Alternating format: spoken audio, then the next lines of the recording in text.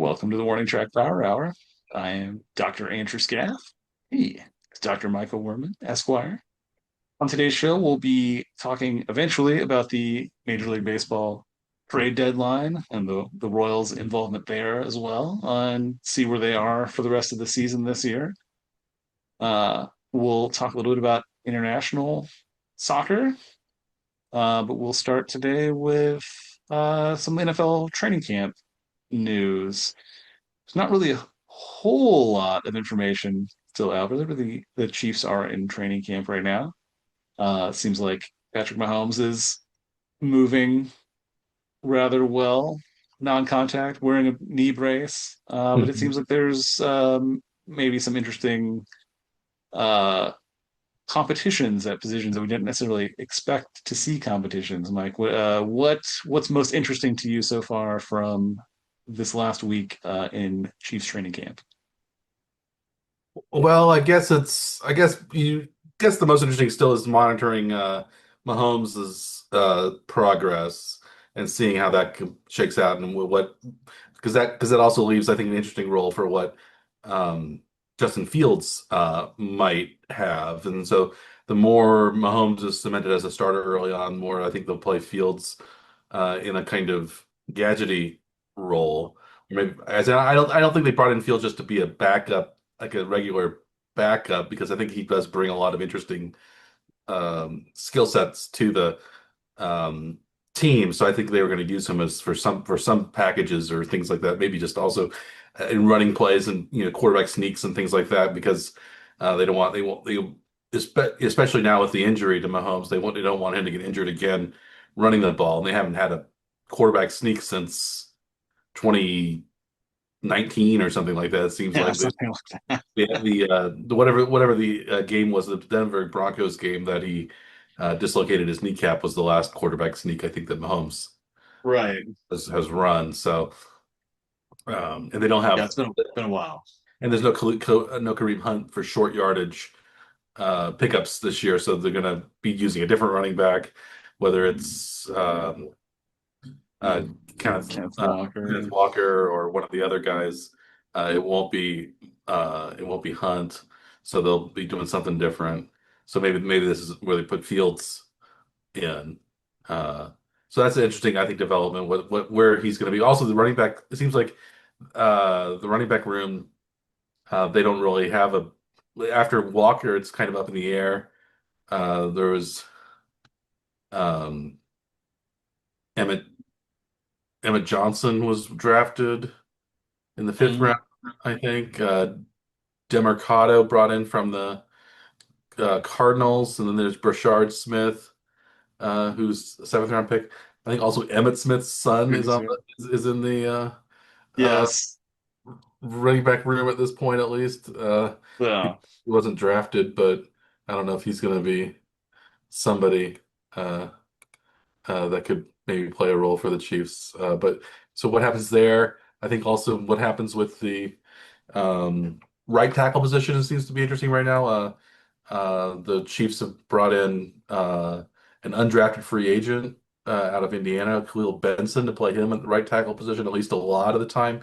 It seemed like Jalen Moore was going to get the spot, but since the Chiefs didn't draft a tackle in the draft, I think people thought it was just going to be Moore's pick, but apparently this Benson kid has been very good in practice, so they're using him as a potential right tackle, which would be interesting.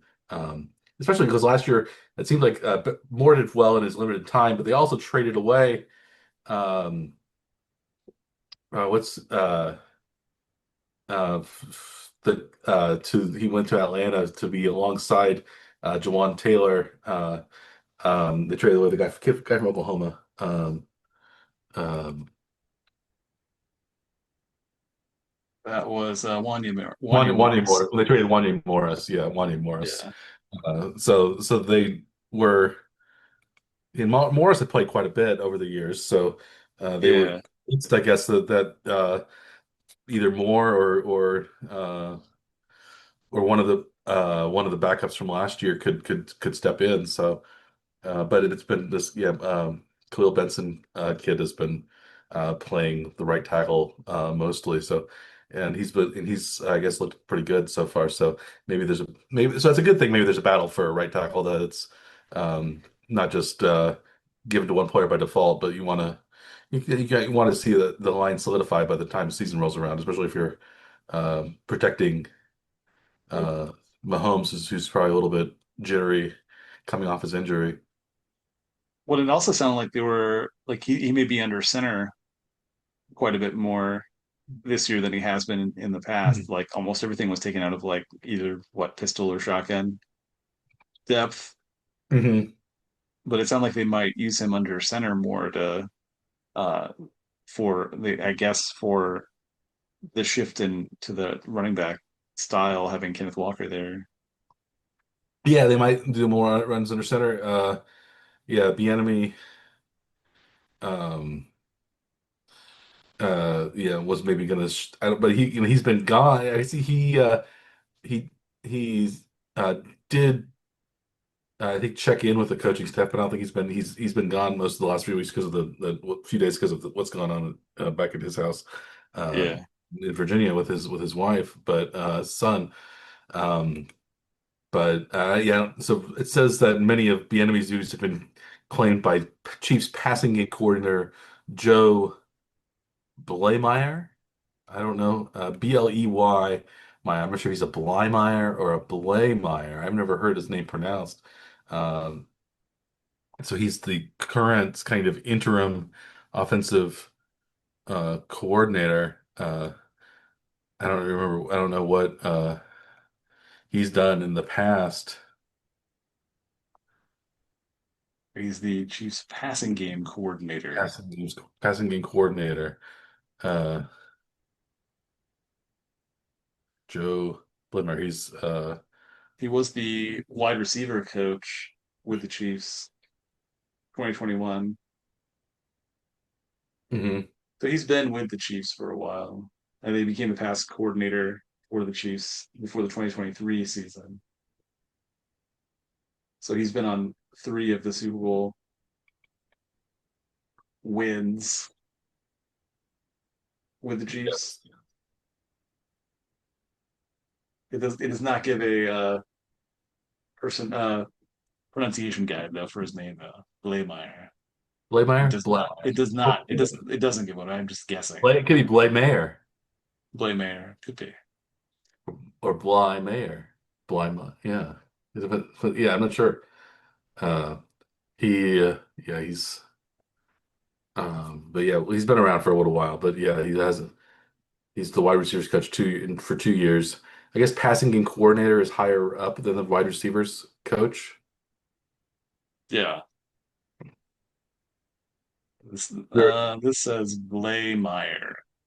Blaymeyer, Apparently, it's in a Chiefs press conference video. Is where they cite how to pronounce his name. Blaymeyer. Blaymeyer.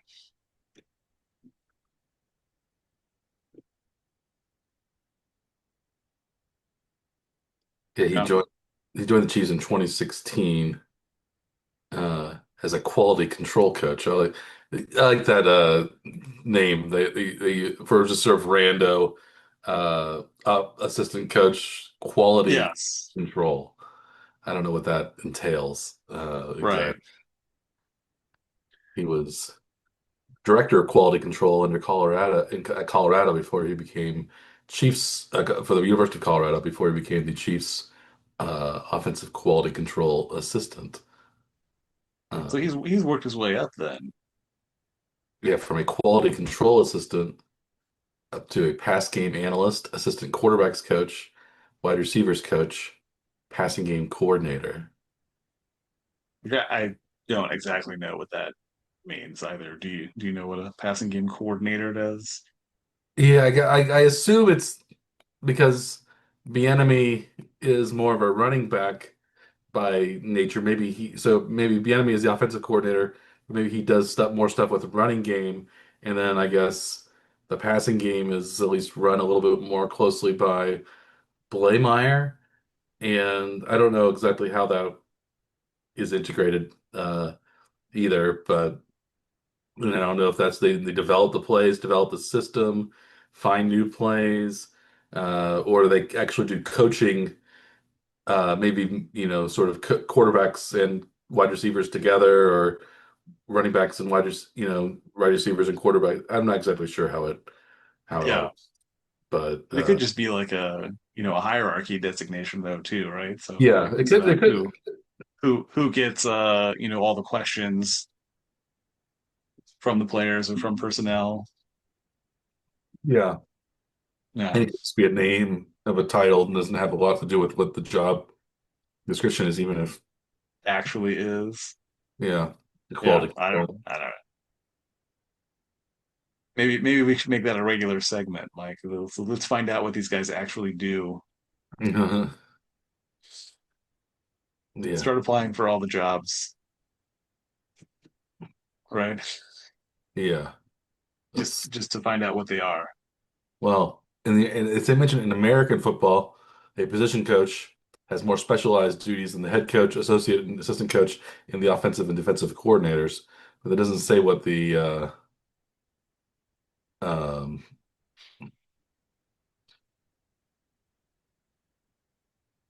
I yeah, mean, just you'd think like the overall coordinator is going to be like, getting reports back from some individual coach that's like in with each position type.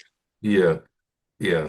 The primary role of offensive coordinators, managing the roster of offensive players, overseeing the assistant coaches, developing the offensive game plan, calling plays for the offense during the game. Several position coaches work under the offensive coordinator.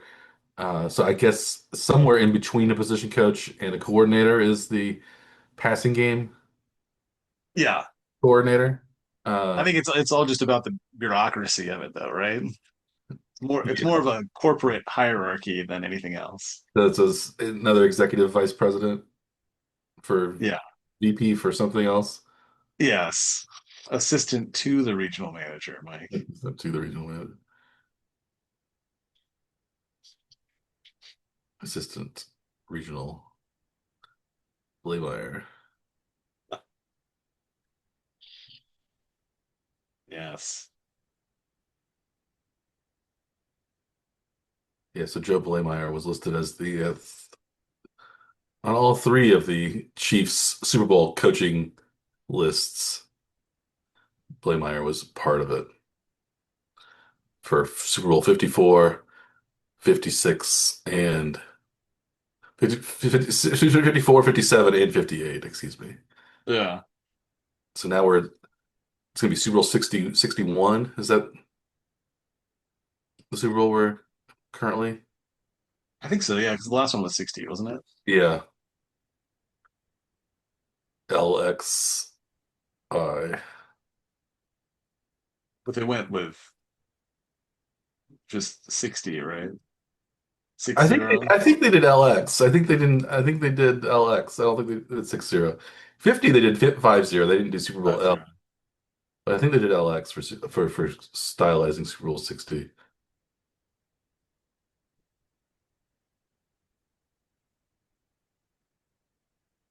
Yes, LXI is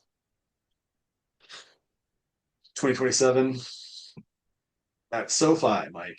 SoFi's had some big games here recently between. With the World Cup and yeah, now Super Bowl LXI. This will probably make some couples not very, certain members of couples not very happy because the next Super Bowl falls on Valentine's Day, Mike. Hmm. That would be interesting. There Yeah, are probably yeah, going to be some Sunday. fights. Possibly. I would guess.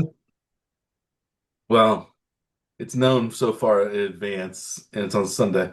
It's the first Super Bowl we played on Valentine's Day, but it's also President's Day weekend.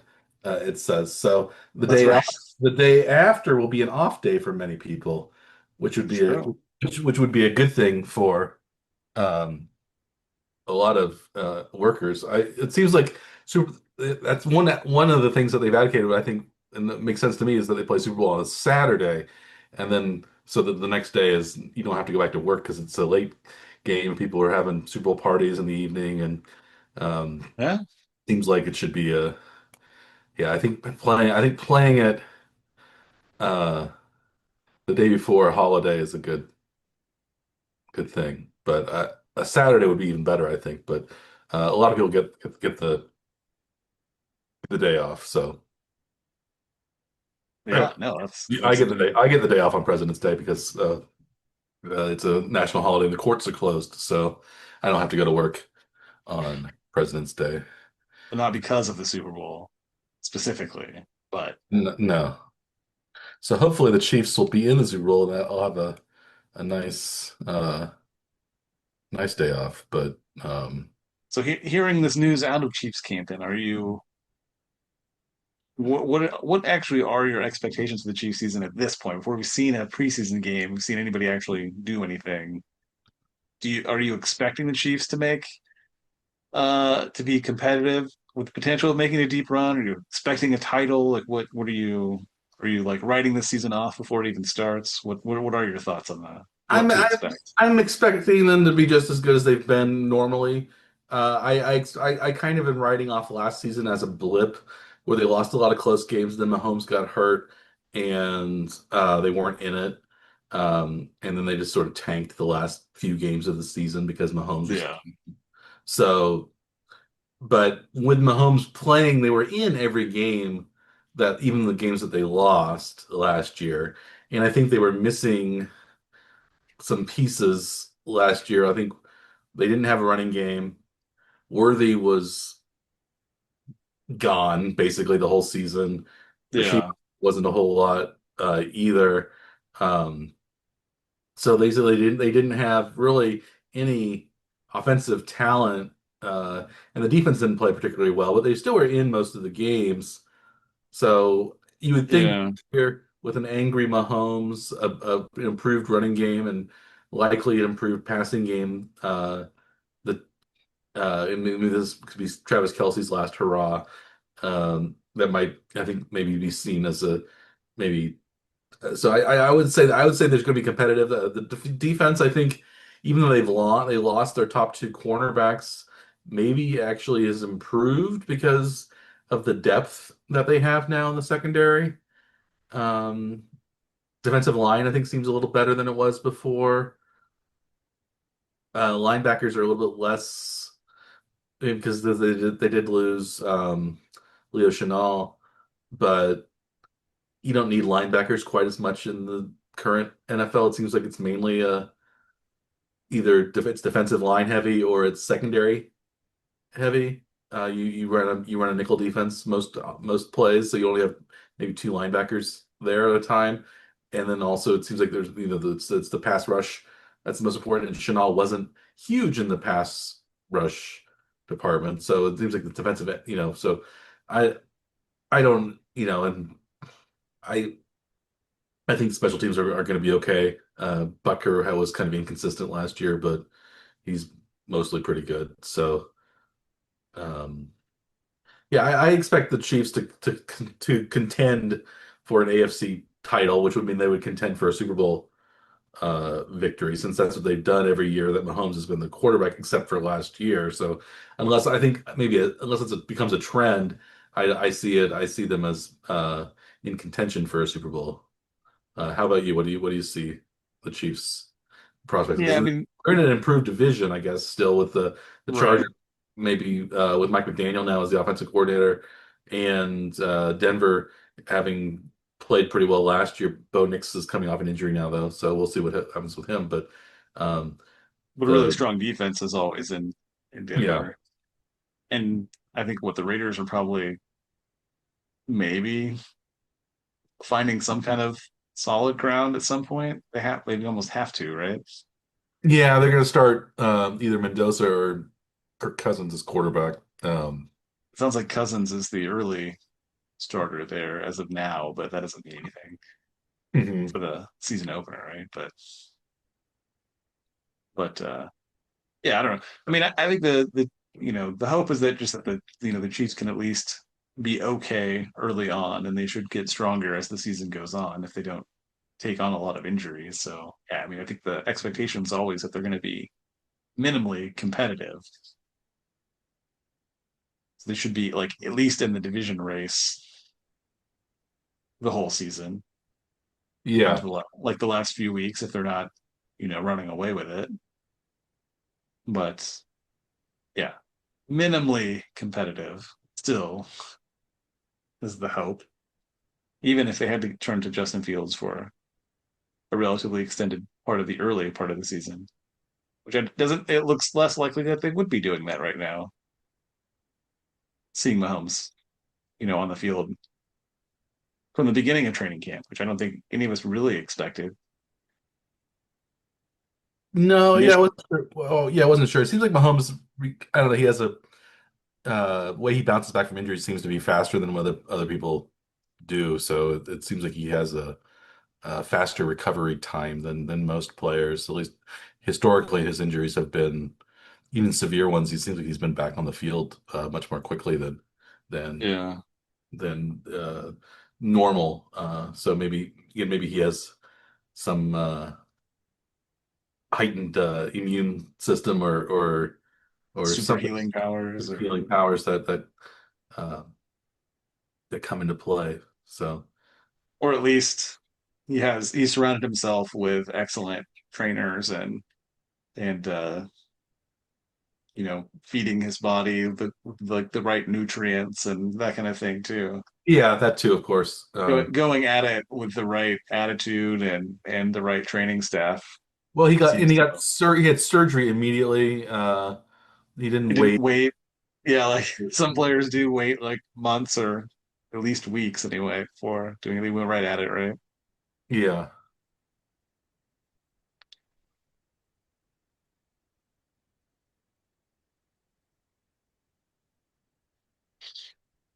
yeah. So he seems like he's doing they're doing all the right things, and he's progressing pretty quickly. So um, I think he wore a knee brace when he played for Yeah. college, so maybe he's used to that. I don't know why he wore the knee brace in college. I don't know if he had knee problems before or just was trying to prevent those from happening. But yeah, Maybe he's just like a Stone Cold Steve Austin fan and just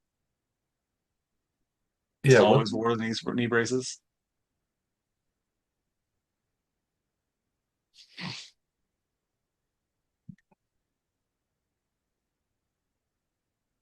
yeah. I think what I see is Texas Tech. He suffered a knee injury in a game against TCU. Played well with it. He played knee brace. The last word he braced in 2015 college season at Texas Tech. It says. Yeah, the one article I saw today was about, Mahomes wearing the brace in training camp was that he was like fiddling with it like between plays pretty regularly. Mm, But that may just be getting used to wearing it in game situations. yeah. Again, especially if he had worn one in the past, these may be a little different than they were back then too. That was a while ago. I think the knee brace technology has advanced dramatically since then. Well, if there's I don't know if it's advanced dramatically, but if it's probably the state of the art, I would guess that the NFL teams have maybe even better than what they had in college 10 years ago. So Probably. uh, it's yeah, I would guess it's whatever it's the best that would be available. It's not Uh, something he picked up from CVS on his way to the stadium. not just a uh, yeah CVS purchase or a medical surplus. Yeah. Yes. Whatever was given to him with his like silver HMO plan that he got off Yeah, the state health insurance exchange. big benefits. Yeah. Yeah. Obamacare. Uh, Probably not that. He probably has access to better stuff than yeah. But yeah, so the we'll see regular person. how that turns out and how the Chiefs training camp turns out. They have their next game is August. Was the first game's August 15th? Is that right?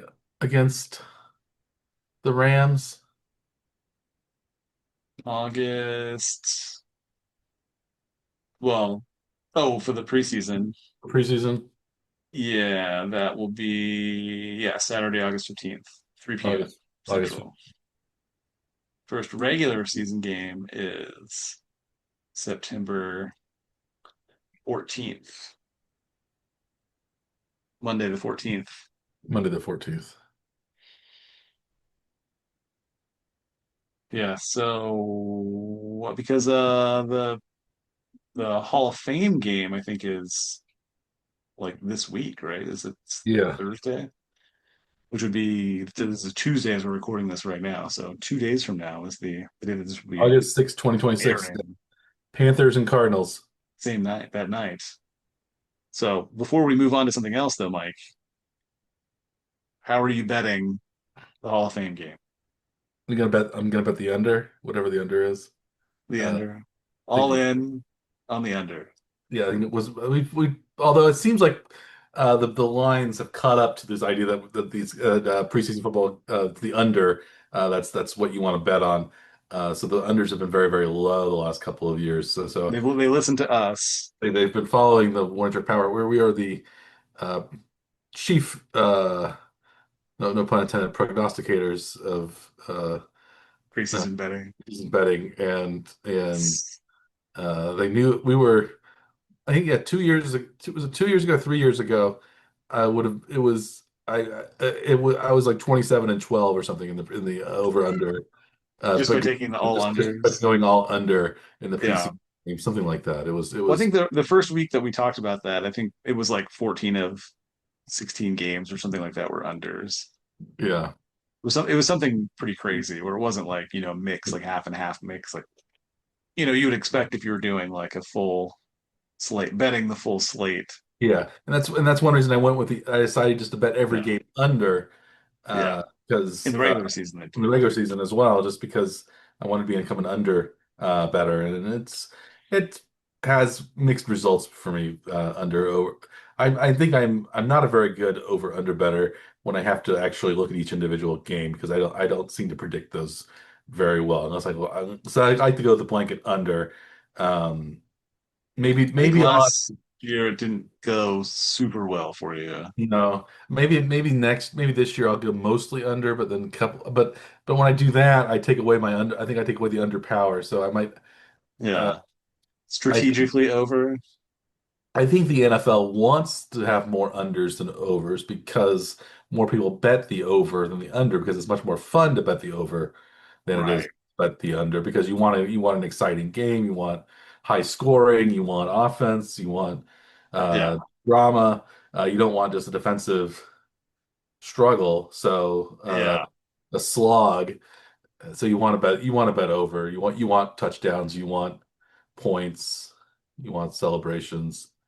You want all those Because things. there were sort of like what two types of games I think pretty much last year. There were games that like played right around the over under number, like where like they'd accurately predicted like really close to like what the score should be, right? Then there were games that were like way over. Like there weren't many other types of games like Well, it's hard to get way ever. under. I guess you. It's Yeah. well. There I weren't a guess whole lot not. of like three Well, zero three or three or zero 10 6. 0 or 7-0 type games. It was like Yeah, games played right around the over under, and then there were games that like were way over. yeah. You get Yeah. the lowest over under they usually put up is the low 30s. Uh, Yeah. and it's usually somewhere between 35 and 45 or the over under in the Right. games. So I think around 40. I think it's around 40 is probably the average over under, or is it a little higher actually? Maybe the average over under a little bit. I think they were around 40, I think, for the most part. Looks like oh my Google has signed out, so I have to like sign back in so I can look at our old spreadsheets even like I was going to look at that too. Uh, Seems like the average uh for was 44-ish in week 4 for the over under. 44 point something seems to be the 45.7. So it seems like somewhere between 44 and 45. 47 and a half was the over under average week 9. they were getting high because everybody was going over, so they decided to push it higher. Yeah, I think Yeah. this looks like about 44, somewhere between 44 to low to, I'd say 43 to 46 is probably the average over under over or under. But yeah, so yeah, it seemed like it was high last year in a lot of games. Scoring seemed to be up. Yeah. Yeah, we've got a couple of years of data now. We can actually start like looking like year to year, even if we want to. Yeah,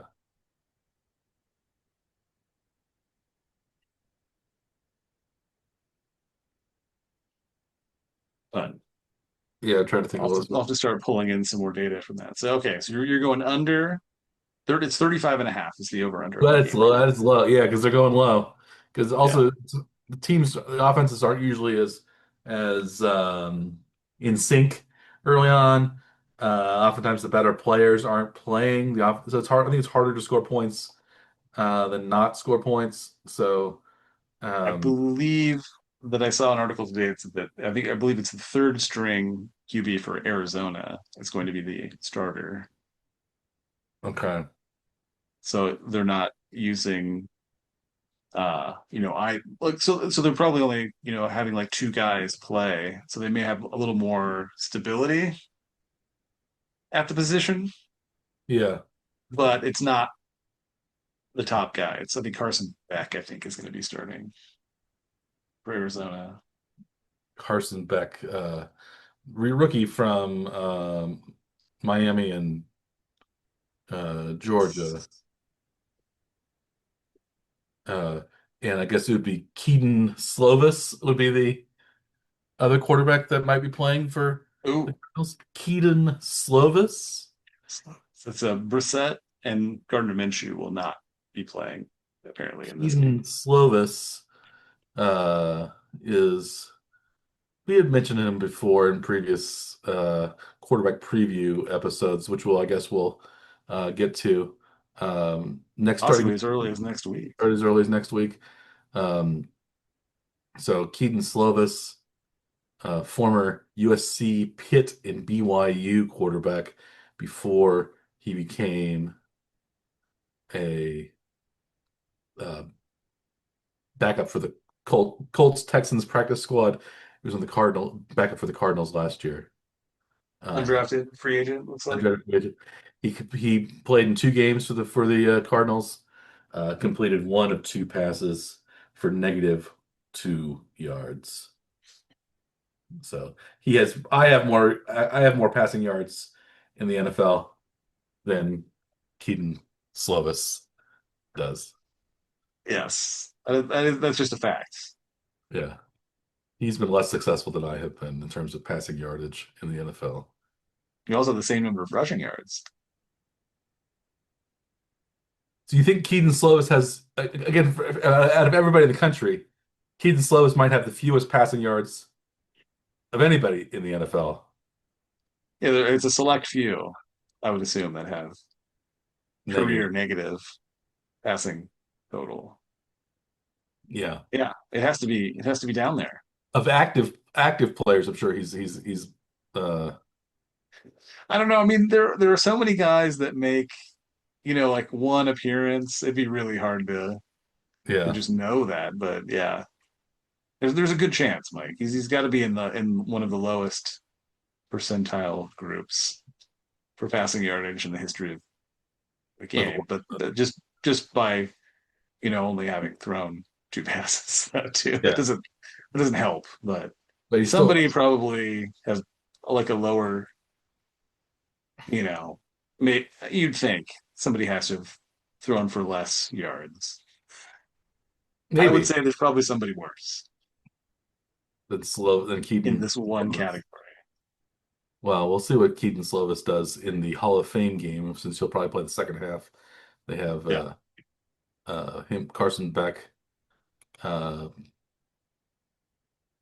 Carson Beck and Keaton Slovis are nearly the same age. And the Carson Beck just came out this year. Keaton Slovis has also been around a while, but Keaton Slovis is 25. He was born April 11th, 2001. Carson Beck, born November 19th, 2001. So they're both 2001. Uh, but they both spent at least 5 years. They both spent 5 years at least in college playing college football. Beck had 6 seasons actually, redshirted 1 year. Um, but Beck was a third round draft pick this year, so you pick somebody in the third round. I guess you think they might become a starter There's at some some point. expectation there. Yeah. Yeah, 6'5", 233. Georgia quarterback, then went to Miami uh, last year. Played on their national championship runner-up team.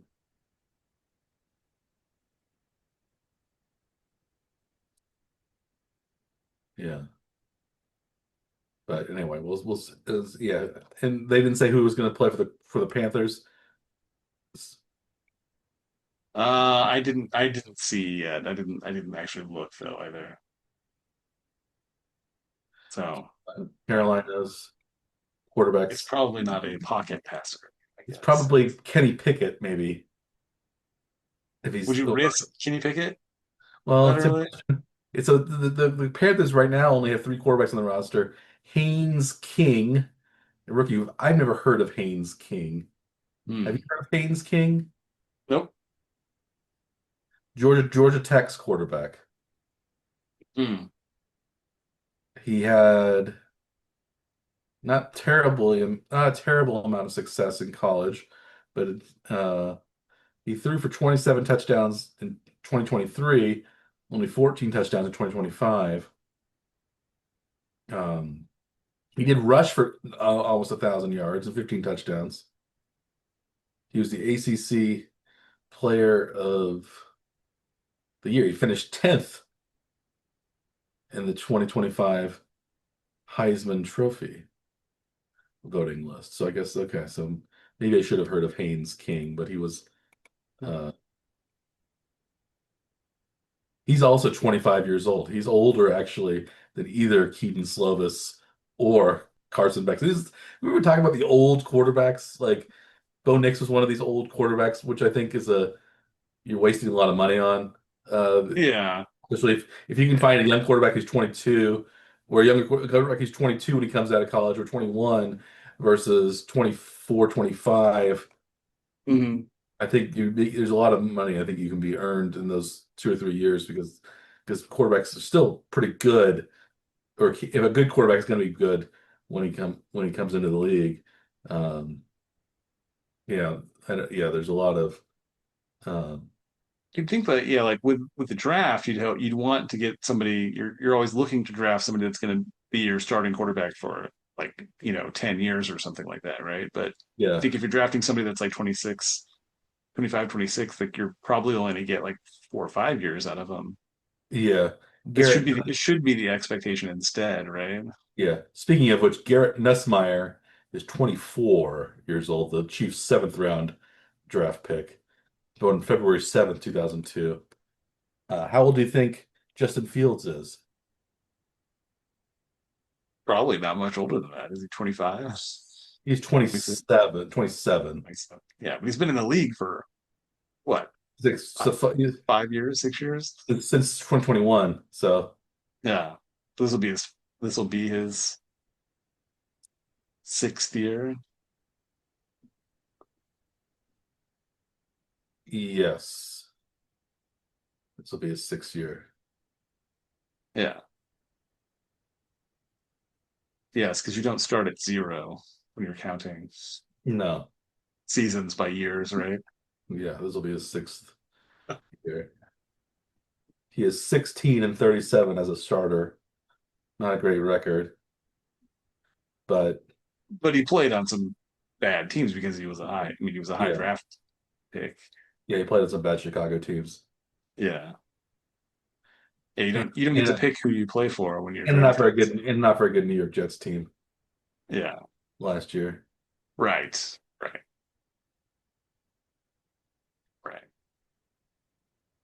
So the So Chiefs, so right now the Chiefs have Fields. He's making $3 million playing for the Chiefs, but $8 million not playing for the Jets. So the Jets are paying 8 million of his 11 million salary this year in exchange for that sixth round pick. So the Chiefs are getting a lot of money out of it. it's good. That's But good value for especially for a backup player. yeah, But that's too much value to just sit on the bench the whole season, right? I mean, they're going to find some way to use him, right? I think so too. Yeah. Well, They don't have money. They don't have a lot of money wrapped up into playing him, but yeah, just too much value to just sit around. yeah, yeah. Yeah. So we'll see how that turns out coming up.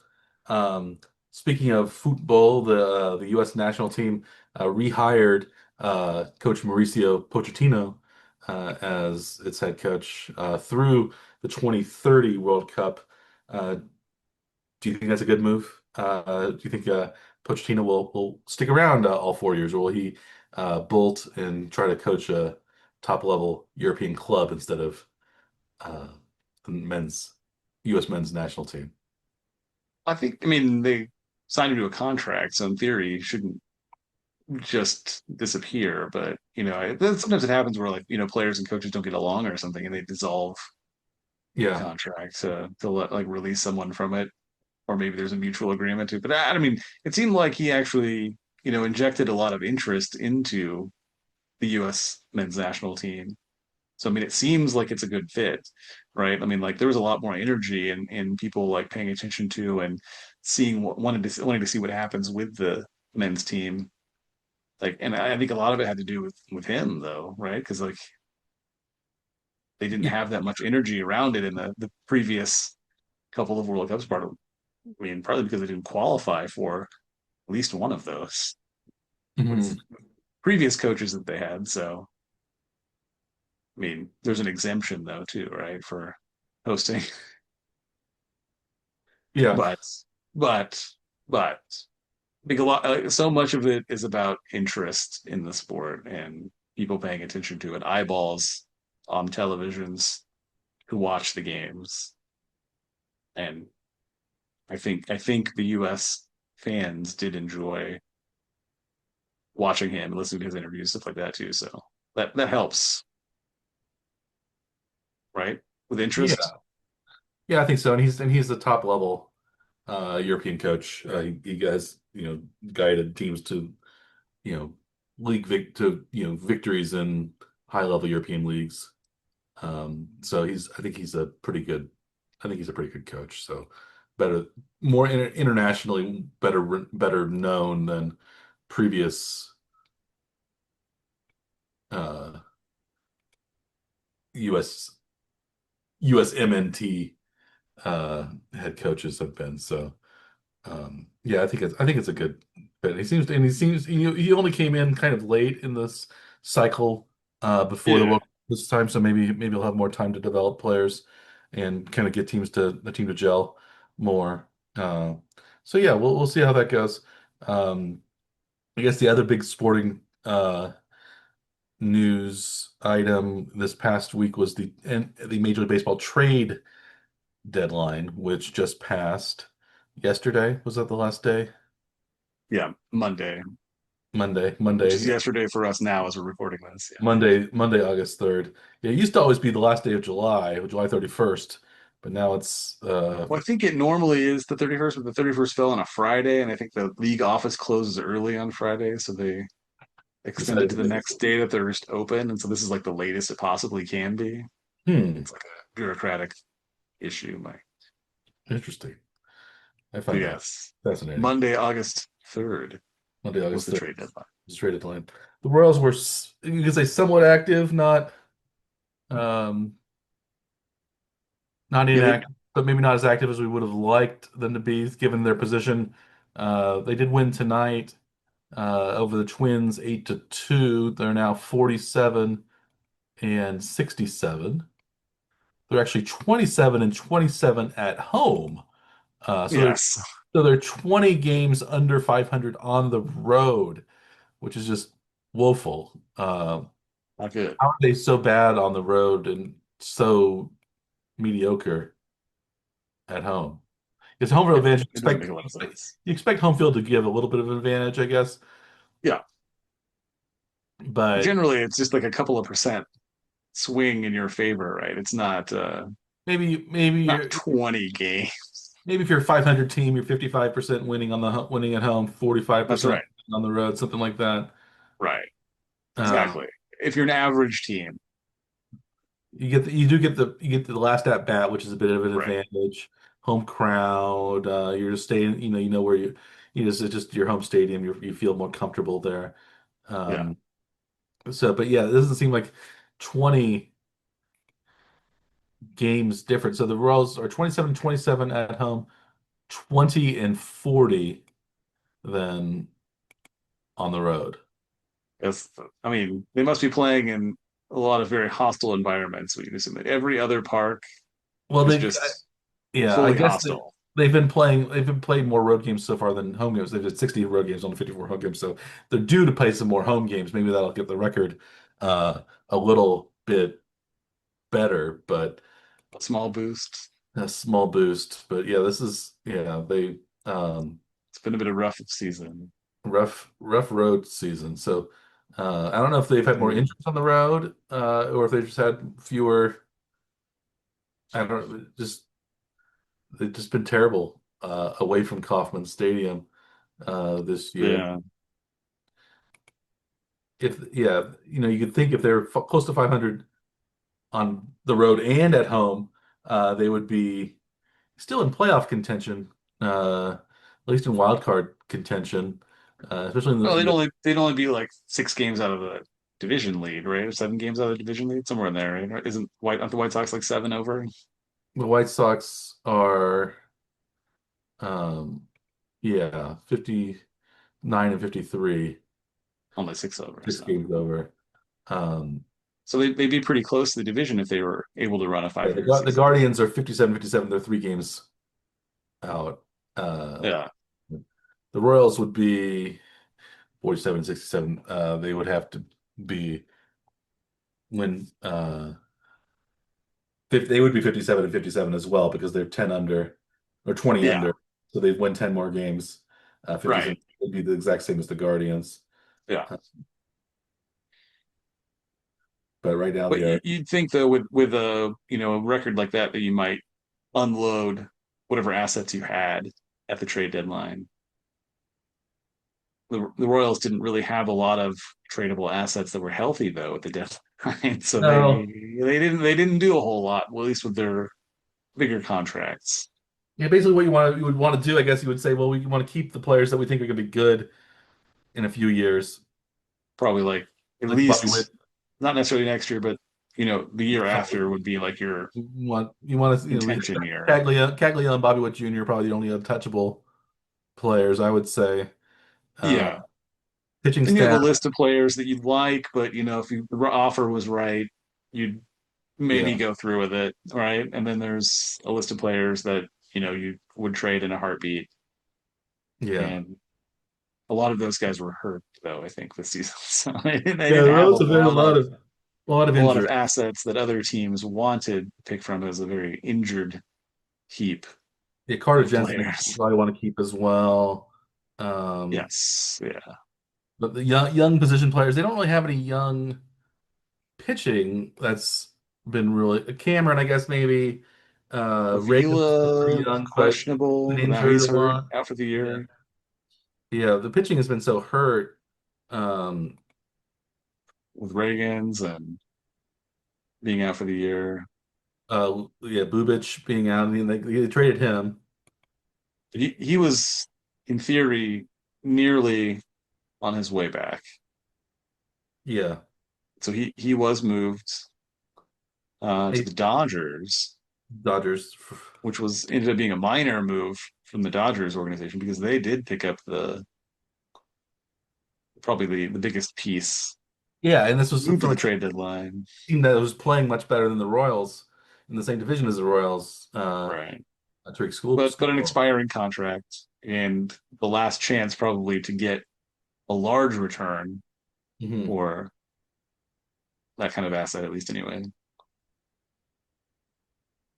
right? And we're talking Yeah, about Tariq Skubal, yeah, traded from Detroit Dodgers. The rich get richer. So we picked up two. Well, one, you know, great starter, another serviceable starter, or if he's healthy, minimally, middle relief in Chris Bubich. yeah. He's all-star, former all-star, Chris Bubich. Yes, yeah, that's right. So yeah, do you think?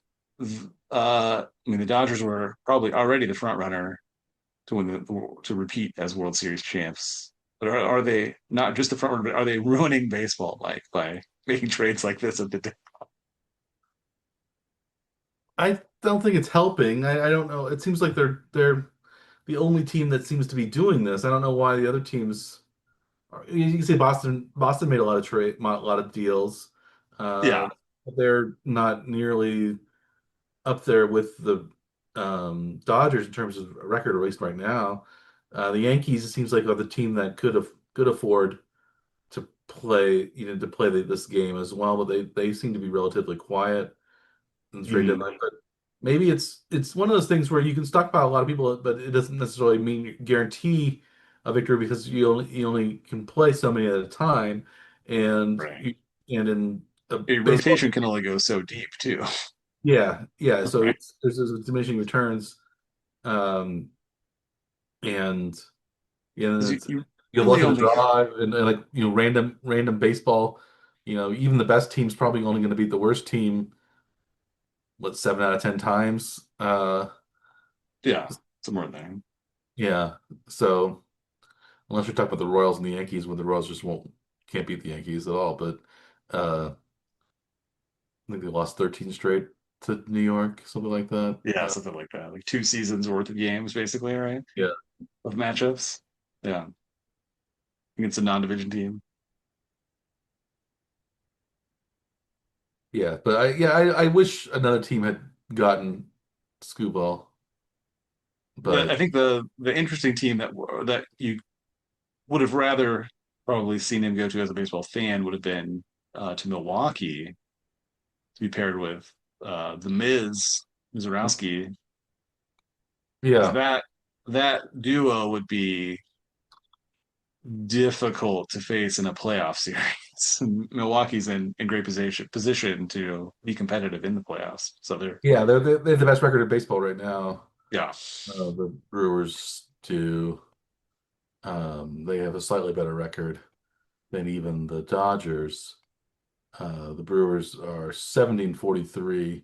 The Dodgers are 69-45. So, um, yeah, because at some point, like at the trade deadline, if you have one of the best records in the game, like you almost want to try to pick up players just to keep them away from other teams, yeah. other teams that are trying to Um, catch you. So it's yeah. maybe as much defensive, uh, trading as it is trying to make your own team better. Yeah, because like with the Dodgers, you have Skubal, then you have Otani, I guess, is who's been is he gonna pitch anymore or is he gonna I don't know. He seems like he's dealing with injuries yeah. right now, so they may back off of pitching. I would But assume. they do have some injuries with Blake Snell getting injured. Um they still have Yamamoto. So there's starting is not rotation is not maybe as strong as it was last year. Hmm. At least without Skubal, it wouldn't have been as strong as it was last year. Huel's Um, been hurt this year though too, so he yeah, has spent some time on the injured list. And that was when Detroit was sliding to the cellar with the Royals. And then as he came back, the team immediately picked up. yeah, So they're back to mediocre. But they got a nice haul in return. Like they got some, very high level prospects from the Dodgers. So it is a bit weird to see the Tigers, trading their best player, but the return makes them competitive probably next year and then for many years after. as long as those prospects do pan out, which they should. They were near major leaguers already, you know, in an organization that is so loaded with talent that they would, probably be in the major leagues maybe already if they were on teams like the Royals. But the Dodgers have, just so much an embarrassment of riches and spending fortunes at every position essentially. A lot of their, minor league talent is just blocked from even having a shot at playing in the majors. So Yeah. So maybe, yeah, yeah, that's maybe it's it's one of those. maybe worrisome for the Royals because they may have, two or three players that are going to be on that Tigers team for years instead of only, you could miss Scooble entirely in a series if he just pitched the day before. This may be worse for the Royals, but good for the Dodgers, possibly good long term for the Tigers. Yeah, Yeah, yeah, I think that's pretty consensus. Yeah, the Dodgers are just trying to rack up as many championships as they can get. I think. Well, during yeah. Well, they have the funds to do pretty much whatever they want, so it doesn't hurt. no, I don't know. Just Were like you surprised to see Adley Rutschman traded from Baltimore, Boston though? a little bit. We talked about this before we went on the air. That Baltimore seems to have found another young catcher that they like just as much or more, I guess, than they liked Rushman in Samuel Basayo, Samuel Basayo, probably Samuel, uh, 21-year-old Dominican catcher's already had 16 home runs this year, so this is his first And six. already signed to an 8-year extension. Yeah, so they must have really liked him. So yeah, it seems like maybe they were planning on this. I don't know. Even the Rutschman, I think, has had a bit of a comeback year from previous injury-filled years, but yeah, I think it was probably a good trade for both teams. I think coming up on the end of his contract that they had him signed for, so it was still a good trade asset, but not just a rental anyway. They actually get a return for him this way. Baltimore wasn't too far out of contention as of No, right now either. they They're kind of in the same position as Detroit. You don't really expect them to be sellers. yeah, Baltimore is 11 and a half games out of the division. Yeah. Detroit's only 5 games out of the division, and then in the Yeah. wild card, Baltimore and Detroit are each within 2 games of the wild card of the third wild card spot. So, um, yeah, it's the Royals are 10 out of the wild card right now, uh, Hmm. with judging by tonight's results. Um, So being technical sellers at the deadline, Baltimore and Detroit, do you actually see them as being depleted by these trades? Or do you think they still will have a shot at contention even without the players that they just let go?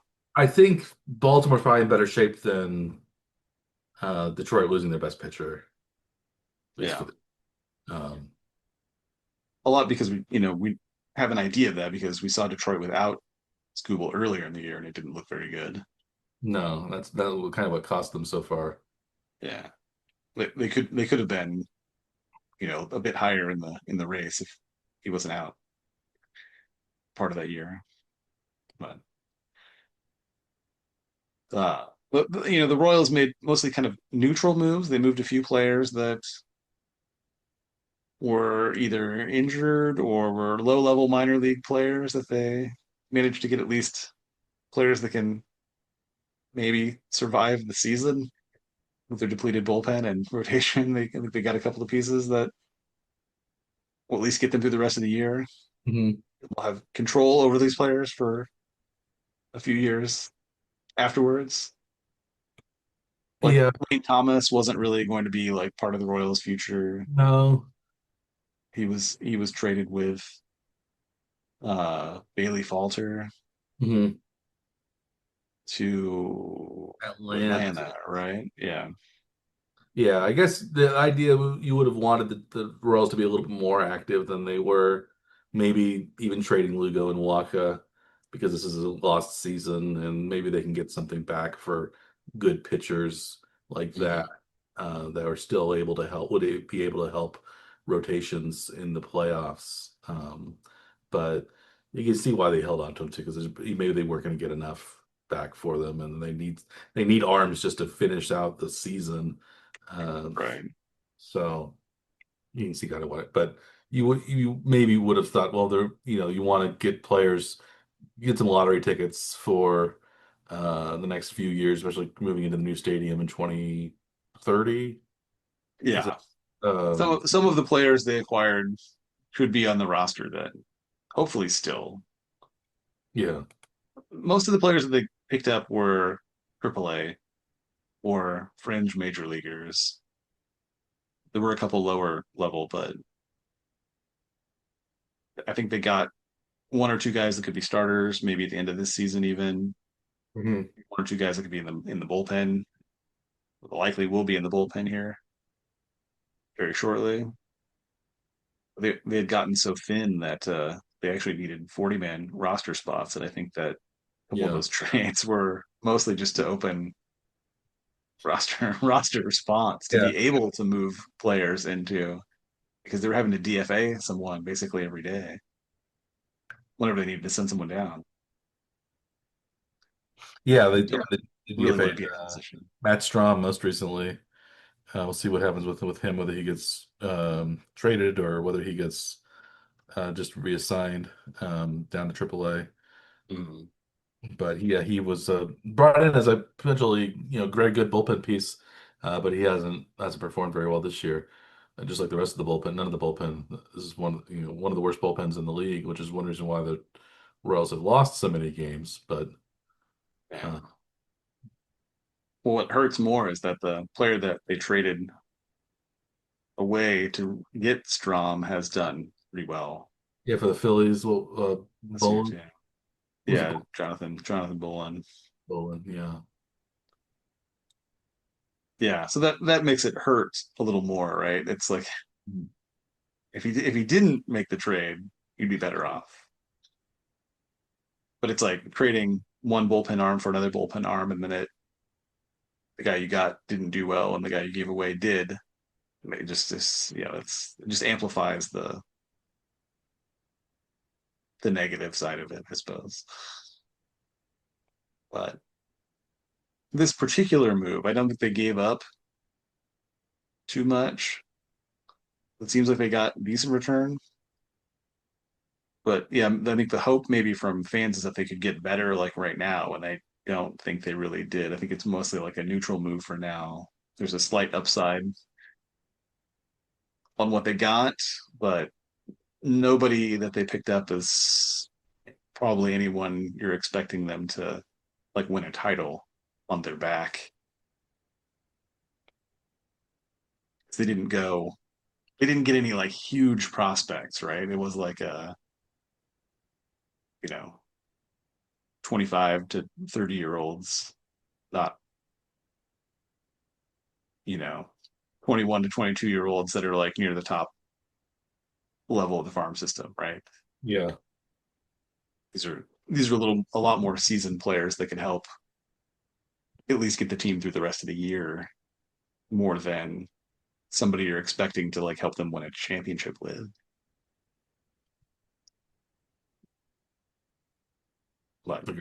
for the Royals, though, probably the bigger news than the trade deadline was actually getting Bobby Witt back from the injured list. Came back today and immediately had an impact. Yeah, he had a pretty good game. Three hits, couple RBIs in a 8-2 victory over the division rivals Minnesota Twins. So yeah, the Royals are is it 20 games under 500, 47 and 67. And Tarek Skubal, he actually lost his first start today for the Dodgers. They're beaten by the Cubs, uh, Really? 5-1. So Skubal gave up 2 runs over 6 innings. So solid start, but not enough for the well, the Cubs are a pretty good team this year. They're battling with the um, Brewers for the NL Central. Yeah, the Cubs have had like a couple of like long winning streaks, but they've also had a couple of or like one really bad losing streak though too, didn't they? I think so.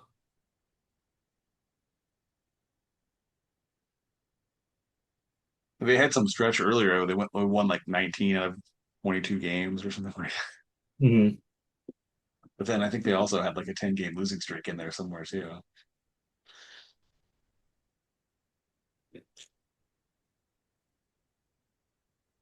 Yeah, well, uh, we'll be back next week to talk more Royals baseball, more Chiefs football, especially as we get closer and closer to the preseason. Both looks like both Andrew and I we both dressed today for the Chiefs upcoming season. We both each are wearing Chiefs shirts. If you're not watching us here on YouTube, if you're listening to us, so we ended up I think maybe we've already moved on from the Royals this year. We're looking forward to football season, but there's still plenty of baseball season left to be played.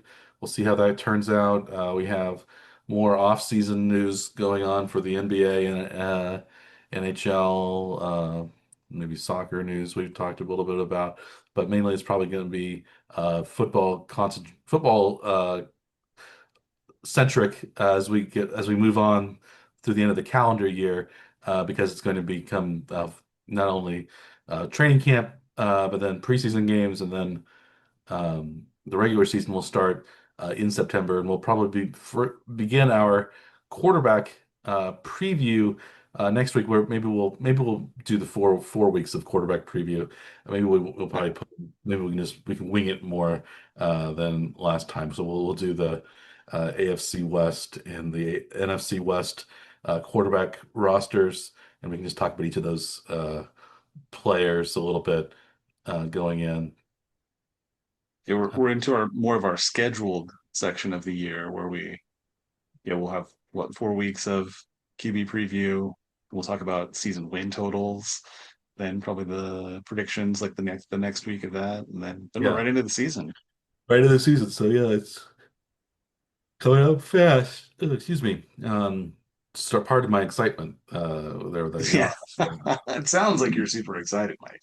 I am excited for the football season to start because we've already lost baseball season. The Royals basically have no Mm. hope, even if they even if they win out, which is Yeah, extremely unlikely. Uh, 20 game win streak right now only puts them at 500, right? So yeah, that's a rough part, a rough position to be in this late in the year.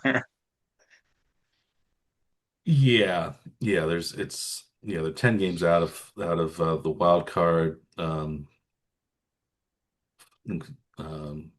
It's not impossible, but you should not expect it, Mike.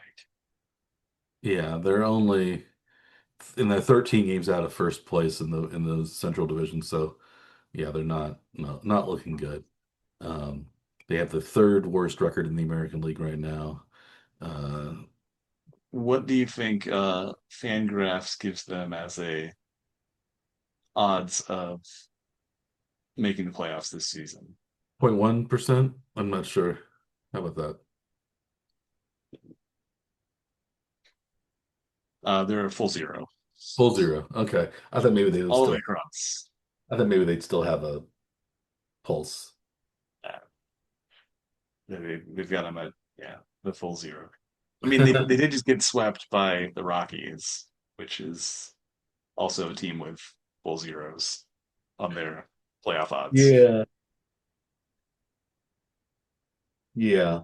Yeah. Well, we're better than full zeros here at the Power Hour. We'll be back next week. We will also cover the playoffs, no matter who's in the playoffs. At least somewhat we'll cover. Even though by the playoff time, we'll be mainly involved with the NFL season, since the Royals are going to be out of it. So we'll probably be fully in Chiefs mode by October for sure. But we'll see how that. Hopefully that goes a little bit. Oh, the Chiefs are in the playoffs this year. If the Royals aren't in the playoffs, last year both teams missed the playoffs the first time in some time because the Chiefs have been such stalwarts in the playoffs the last Usually on the backs of the 10 Chiefs. plus years with uh, Andy Reid being there. Uh, but even going back, yeah, even, I think when was the I think that was I'm trying to think of the last year that neither the Chiefs nor the Royals would have been in the playoffs Hmm. before last year. Um, It would have been the last time the Chiefs didn't make the playoffs. I guess, right? well, the Chiefs, yeah, they have won this division title from 2016 through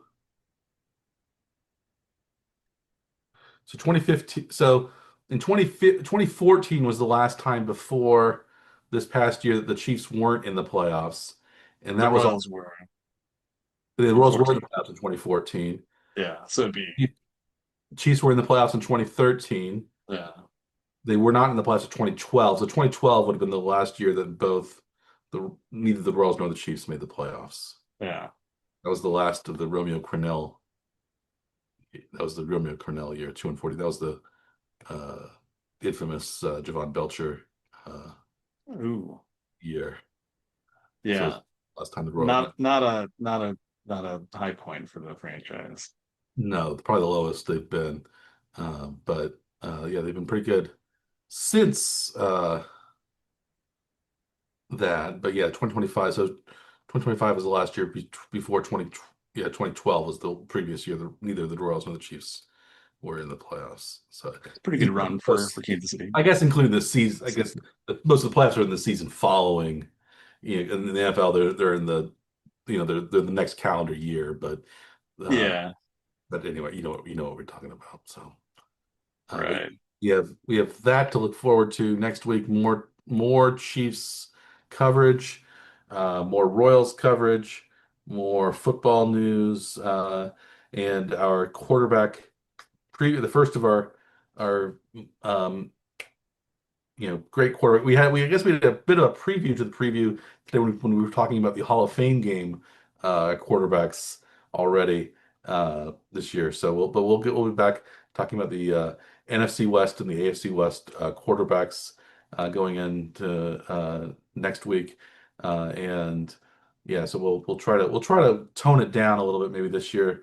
And maybe not do as much research going in so we can keep our power hour a little bit shorter, but it's going to be a uh, lengthy power hours, I think, going forward, since we tend to blab more when football season rolls around. So um, We talk about more games, talk about more events, but especially we talk about more betting though too. Is a lot what we do.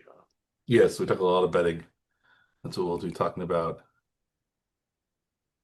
And your typical sign off for the Winning Track Power will you will have to get reinforce more about the Reinforce, yes, our betting. So yeah, we'll move into our typical sign off right now. Uh, As always, I am Dr. Michael Werman. He is Dr. Andrew Scaff. We are the Warning Track Power Hour. Please like and subscribe to our YouTube channel or our podcast. Available on many different podcast delivery platforms, including the one you're likely using right now for your podcasts. We appreciate your viewership if you're watching us on YouTube, or your listenership if you're listening to us, your patronage in general. We consider you part of the Warning Track Power Hour family here at the Power Hour. So we're grateful for all that you do and all the hard work you put in listening to us blather on and on about uh, inane sports topics like these. So we salute your uh, support and fortitude maybe. fortitude, gallantry. Um, yeah, so we also wish you the best of luck if you're making bets this weekend. As long as your interests do not conflict with ours, we don't really. I guess our only interest is the under in the Hall of Fame game, under 35.5. That's our bet. We'll see how that turns out going forward. um, the next week, and we'll do and our classic under for all of the preseason games, which apparently has been latched onto by more and more outlets, including the Vegas books. So it's harder and harder to beat those big casino guys, even in the preseason, than it once was. So they're fine-tuning, honing their skills just as we are. We'll try to sharpen ours and become uh, good betters going into this season. So we'll have a football preview, several football preview episodes as we go on the next few weeks, including a betting preview as we get closer and closer to the regular season. So be on the lookout for that. And yeah, we thank you for your viewership and your listenership. And until next week, we wish you a good day.